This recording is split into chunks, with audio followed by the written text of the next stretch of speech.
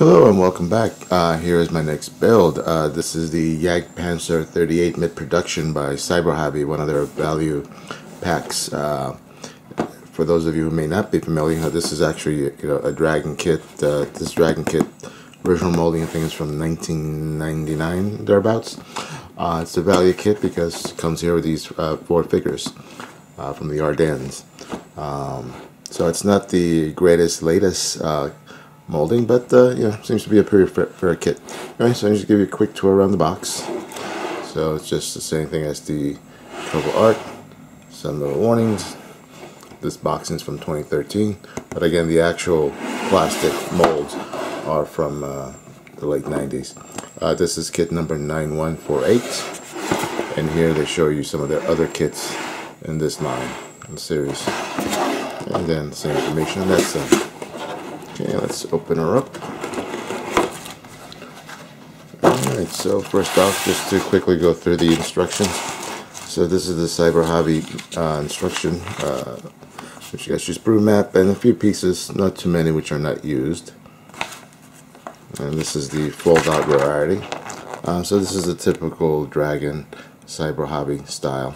You got your color callouts, you got your line drawings for all the steps. As you see there, you see there's 13 steps altogether, and then you got your painting guide here on the reverse.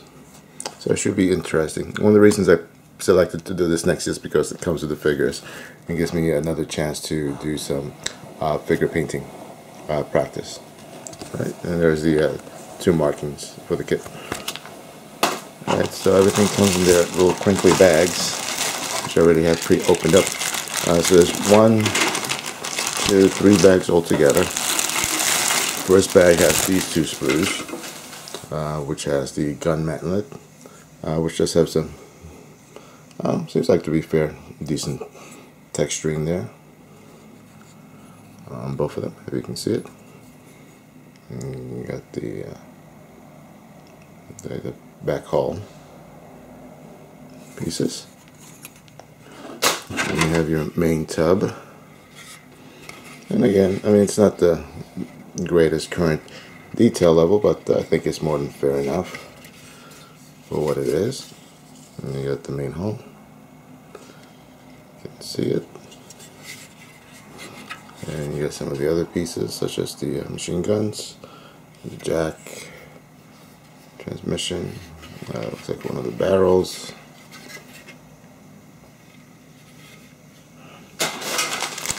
Oh, looks like a piece fell off. Right, put that back in the box, so I'll move it. The next bag has all the tracks. There's 1, 2, 3, 4. 4 are the same, although 2 have an extra part there. We'll do that in a second. So these are the link and link tracks. So individual track links, I mean. And you got the wheels. And again, it's an older molding, but I think the detail still holds up. It's not that bad. Some people may make it out to be. And then 2 of them have the additional sprockets there on the edges. Alright. And the last sprue is this one, individually packed. It's actually 2 little sprues, and those are the figures. First, these are the weapons for the figures. You got the Panzerfaust, you got the rifle, a little bit of flash here. Easily comes off. You can see the details. And the machine gun belt. I'll show you quickly the reverse side. So I think that's, again, pretty decent details. And then here you have the figures.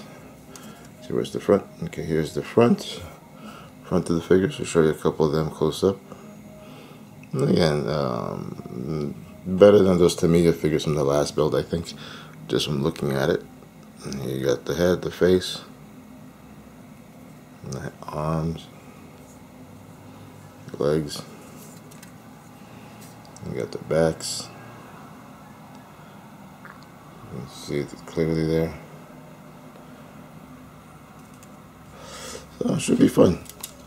Should be fun to build. And the last pieces that we have here is a little bit of photo etch. Its own little plastic baggie. That's where the grows there. So these are labeled there, Hetzer, which is what this Jagdpanzer 38 is based on. And then you have the decals. Let me open up the decals so you can see a little bit better. Sorry, focus there. And decals on a little plastic baggie, a little bit of wax paper over it, and these are, so it's not much in the way of decals for this kit. Some of these other decals over here, these little small ones, I think those are for the Panzerfaust itself, and then for the actual vehicle. Alright, and that's it. So this is going to be my next kit. So stay tuned. Right. Thanks for watching. Bye.